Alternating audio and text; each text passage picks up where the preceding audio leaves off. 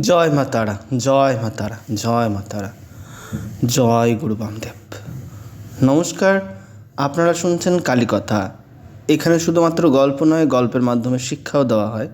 তবে অন্যান্য জায়গারও গল্প দেওয়া হয়, কিন্তু কেউ যদি নিজে ইচ্ছুক হয় যে আমি আমার বাড়ির গল্প জানাবো, স্পেশালি সমস্ত মানুষকেই জানাবো, যদি জানাতে ইচ্ছুক হন তাহলে অবিলম্বে বা দয়া করে আপনারা আমার ইউটিউব চ্যানেলে সেই গল্পগুলি ছাড়তে পারেন।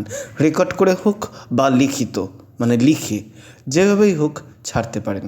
তার জন্য কী করতে হবে, আমার হোয়াটসঅ্যাপ নাম্বার আছে 6291222552, এই নাম্বারে পাঠিয়ে দিন। এছাড়া কীভাবে পাঠাবেন, আমি আমার ফেসবুক পেজের লিঙ্ক আমি দিয়ে দিচ্ছি, সেখানে গিয়ে ক্লিক করুন, লিঙ্কটি খুলে যাবে এবং সেখানেও আপনারা গল্প লিখে পাঠাতে পারেন। তো যাই হোক, আজকে শুরু করছি যে গল্প, সে গল্প শুরু করবার আগে আপনারা প্লিজ আমার ইউটিউব চ্যানেলটি সাবস্ক্রাইব করুন, বেল আইকনটি ক্লিক করুন এবং লাইক কমেন্ট শেয়ার করতে ভুলবেন না। আজকে যে গল্প বলছি বা যে জায়গার মায়ের গল্প বলছি, সেই ঘটনাটি হলো মা পটেশ্বরী। শাক্ত ও বৈষ্ণবের মিলন ক্ষেত্রে শান্তিপুর রে রাস পূর্ণিমা পূর্ণ তিথিতে শ্রী শ্রী পটেশ্বরী মাতা পূজিত হন। বহু প্রাচীনকাল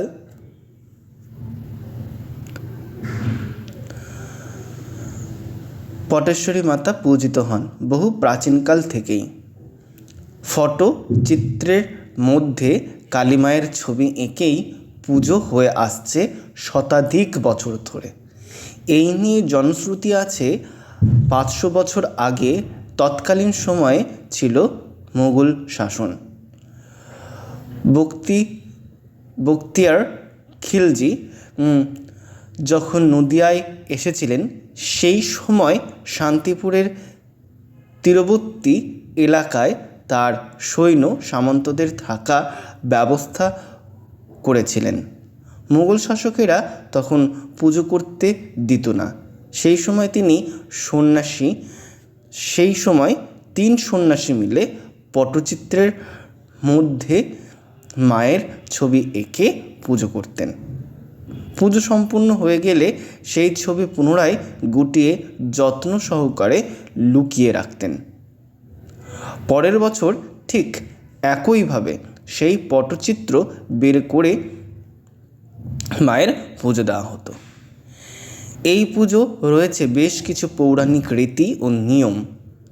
বিভিন্ন জায়গায় ছাগ বলির প্রথা বন্ধ হয়ে গেলেও আজও এই পুজোর এই প্রথা রয়েই গেছে, যদিও বারোয়ারির পক্ষে বাতিল করা হয়েছে অনেক আগেই। সেই আখ, কুমড়ো ইত্যাদি বলি দেওয়া হয়। তবে পুজো সেই পরিবারের সূচনা করে, সেই পরিবারের পক্ষ থেকে আজও নিয়ে আসা হয় ছাগ।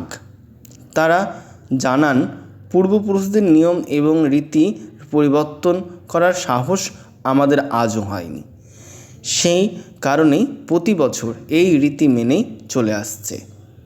বলি প্রথা সম্পূর্ণ হলে সেই বলির কিছু কাঁচা মাংস অর্পণ করা হয় মায়ের কাছে এবং বাকি মাংস প্রসাদ হিসেবে রান্না করে তা বিতরণ করা হয় সকলকেই।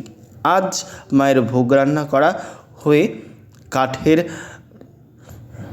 আগুনের বদলে এখন গ্যাসের মাধ্যমে করা হয়। জল হিসেবে শুধুমাত্র ব্যবহার করা হয় গঙ্গার জলই। পুজোর দ্বিতীয় দিনে মাকে ভোগ হিসাবে 2-4টি পোনা মাছ ভাজা দেওয়া হয়। অবশেষে ভাঙা রাসের দিন সন্ধ্যাবেলা শান্তিপুরে রাজপথ পরিক্রমায় সকল বিগ্রহ বাড়ি ও বিভিন্ন ক্লাবের সঙ্গে এই মা অংশগ্রহণ করেন। সর্বজনীন সময়ের কাঠামো থেকে এই চিত্র খুলে মায়ের ছবি নিরঞ্জন করা হয়। কাঠামোটি